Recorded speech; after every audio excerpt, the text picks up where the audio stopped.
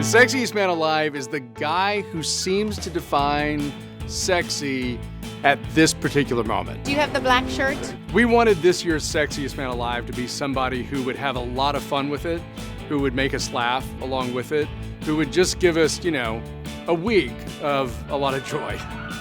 After a lot of anticipation and a ton of guesses, we can finally reveal People Magazine's 2017 Sexiest Man Alive. This year's Sexiest Man Alive People are going to hate me over this. is Blake Shelton. Wow, we have run out of celebrities with both eyes and things like that. We're just down to somebody who is somewhat symmetrical. That must be all you had left to look for.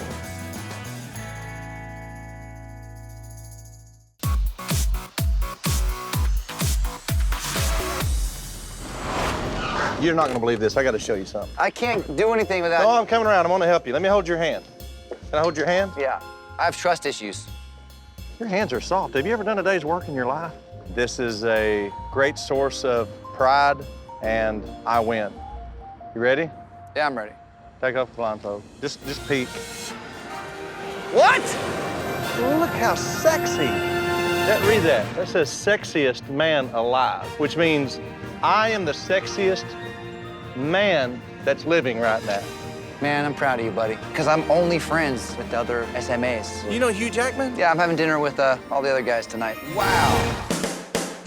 Sexiest Man Alive is not just a big cultural moment where we all have a lot of fun, but it's also a huge, huge tentpole for People Magazine. When he first heard the news, Blake thought it was a mistake. Y'all must be running out of people to put on the cover of the magazine. That was my first thought when they said that I was the sexiest man alive. It is the one thing that we do that makes everybody really angry, and it makes everybody really happy, and the argument over whether or not we made the right decision is just a fun few moments of cultural discourse. There's nothing that makes me happier than the destruction of Blake Shelton. Like... The best part about watching The Voice is watching Blake and Adam go at it. Since season 1, these two guys have had quite the bromance. They love each other, they hate each other. When you buy a sweater that looks like a barcode, does it freak out the cash register? Is the cash register like they're trying to sweep the whole thing? Man, I can't wait to shove this up Adam. As proud as I am and honored that you guys asked me, that's really the only thing I care about. Adam, I know you're now sexiest Bring it on. man alive. Bring it on. Bring it on. I want Here you we to go. know that I think you're beautiful for what's on the inside. I think I'll wear the crown better than Adam, just because there will never be that moment where somebody says a comment to me where they say, oh, Adam, I'm Mr. Sexy, and you'd always see him go, well, if you say that to me, it's going to be, you're damn right, I'm Mr. Sexy. That's Blake Shelton, Mr. Sexiest Man Alive, to you.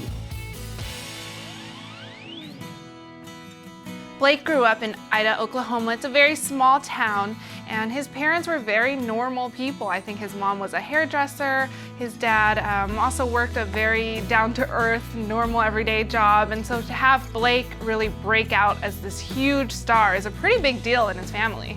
Looking back, I was the guy that ran in everybody's circle, and there was every little circle you could think of. I was in all of those circles.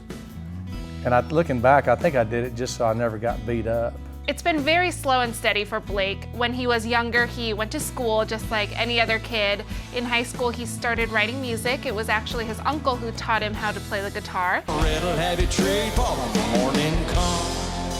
And after high school, he moved to Nashville to pursue music. It was always something he was talented at, and he wanted to follow his dreams. Blake broke through in 2001 with his first single, Austin. This is Austin. Austin became a #1 single for Blake, and it really kind of propelled him into the country music world. I still love you. For someone like Blake, who comes from a very small town, I don't think he was seeking fame. He really wanted to pursue music and do the one thing that he loved and was good at. Of course, fame comes overnight suddenly. He talked about the first time he was recognized and how weird and funny that was. I can remember being recognized the first time ever. I was at, it used to be called Fanfare in Nashville, now it's called CMA Fest. And I was leaving one day, it was early on in my career, and I heard somebody go, "Terry! Terry!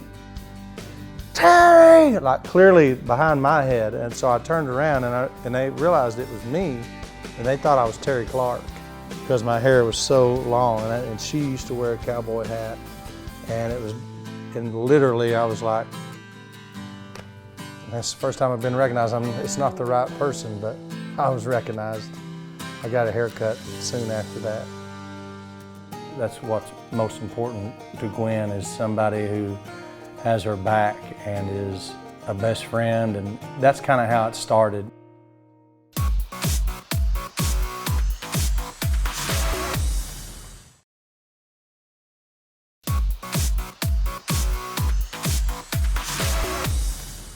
You want to fight? Is that what you said? You want to fight? That's what I came to do. I came to This fight. is my show, Jennifer. This is your guest. That's on exactly my what show. I want to fight over. When The Voice first started, the core group of judges was Christina Aguilera, CeeLo Green, Adam Levine, and then Blake Shelton. People were like, who is this guy? But he was really the breakout star out of the coaches. He's funny, he's relatable, and he really won over America. And his star has just continued to rise because of the show. Last thing I needed was to fall in love. A few seasons ago, Gwen Stefani joined The Voice as one of the coaches, and that's where she and Blake met for the first time. They come from two totally different worlds, and they were friends at first, and then they both went through some personal troubles in their marriages, and they really bonded over that, and that's how they fell in love.